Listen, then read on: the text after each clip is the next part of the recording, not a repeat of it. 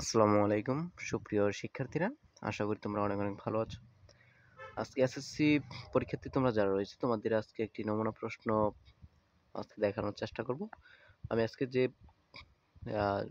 তোমাদের যে প্রশ্ন নিয়ে আজকে উপস্থিত হয়েছি, মূলত এসএসসি পরীক্ষার্থী তোমাদের ইতিমধ্যে তোমাদের গণিত পরীক্ষা শুরু হতে যাচ্ছে আগামী রবিবারে।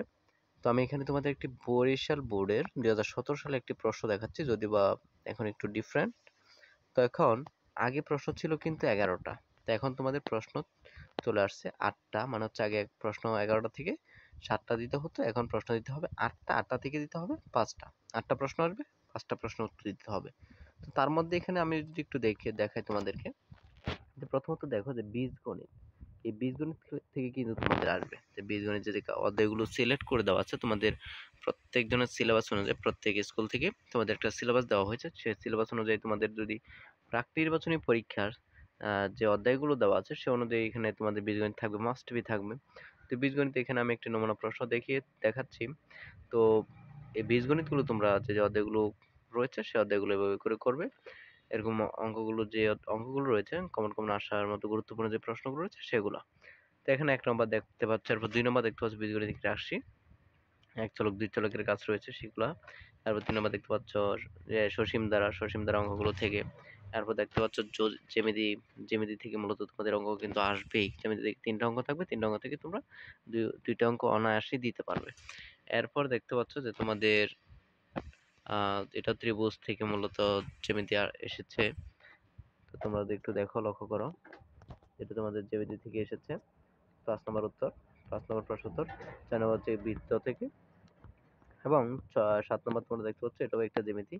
8 নম্বর তোমাদের এটা কিন্তু পরিমাপ বলা যায়, হ্যাঁ পরিমিতি থেকে এসেছে। এরপর দেখতে পাচ্ছ 9 নম্বর, 10 নম্বর, 11 নম্বর এগুলো পরিসংখ্যান থেকে তোমাদের এরকম থাকবে। এর মধ্যে তোমাদের সেট অংশটি মনে হয় রয়েছে তোমাদের সিলেবাসে, সেট অধ্যায়টি তোমাদের 1 নম্বর 2 নম্বর দিকে প্রশ্ন উত্তর থাকবে। এ হচ্ছে তোমাদের প্রিয় শিক্ষার্থীরা, তোমরা পরীক্ষাটি মূলত কিভাবে দিবে, এটা হচ্ছে তোমাদের একটা নমুনা প্রশ্ন, যে অনুযায়ী তোমরা বাসায় ভালোভাবে প্র্যাকটিস করো যেন পরীক্ষার জন্য ভালো একটা প্রিপারেশন নিতে পারো। তো আমি এখানে বরিশাল বোর্ডে 2017 সালে যে পরীক্ষাটা হয়েছিল সেটা একটা নমুনা প্রশ্ন দেখিয়েছি। তবে তোমাদের প্রশ্ন কিন্তু এরকমই হবে, তবে এখানে এখানে আছে 11টা প্রশ্ন। তো তোমাদের আসবে 8টি প্রশ্ন, 8টি প্রশ্ন থেকে দিতে হবে 5টি প্রশ্ন উত্তর। আর তোমাদের থাকবে সংক্ষিপ্ত প্রশ্ন, সংক্ষিপ্ত প্রশ্নগুলো উত্তর দিতে হবে। 10টা প্রশ্ন থাকবে, 10টা প্রশ্নের উত্তর হচ্ছে 20 নাম্বার, একটা 2 নাম্বার করে। তারপরে তোমাদের যে কাজটা থাকবে সেটা হচ্ছে নৈর্ব্যক্তিক, মানে হচ্ছে সঠিক উত্তর। সঠিক উত্তরগুলো তোমরা এরকম অধ্যায়ভিত্তিক তোমাদের নৈর্ব্যক্তিকগুলো রয়েছে, সঠিক উত্তরগুলো রয়েছে, বহু নির্বাচনগুলো, সেগুলো তোমরা এভাবে করে এক এক থেকে 30 পর্যন্ত কাজগুলো করবে। কেমন প্রিয় শিক্ষার্থীরা? তো এখানে 1 থেকে 30 পর্যন্ত এখানে আমি দিয়েছি, তোমরা একটু দেখে নেবে। এখানে এমনকি তোমাদের জন্য উত্তরগুলো দিয়েছি। এখানে দেখো 1 থেকে 30 পর্যন্ত এখানে যে সঠিক উত্তরগুলো রয়েছে সেই সঠিক উত্তরগুলোর উত্তর আমি এখানে তোমাদের জন্য অলরেডি দিয়ে দিয়েছি। তোমরা চাইলে এগুলোও পড়তে পারো। এমনকি আহ তোমরা এখান থেকে মিলিয়ে যদি অঙ্ক করতে হয় অঙ্কগুলো বুঝে বুঝে করে ফেলবে।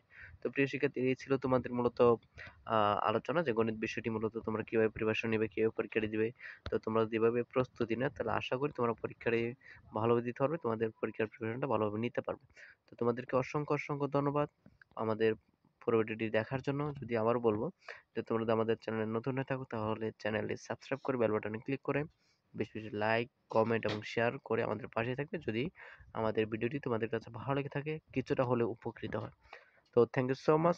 আজকের জন্য বিদায় নিচ্ছি, তোমাদের পরীক্ষা ভালো হোক সেই কামনা ব্যক্ত করে শেষ করছি। ধন্যবাদ প্রিয় শিক্ষার্থীরা।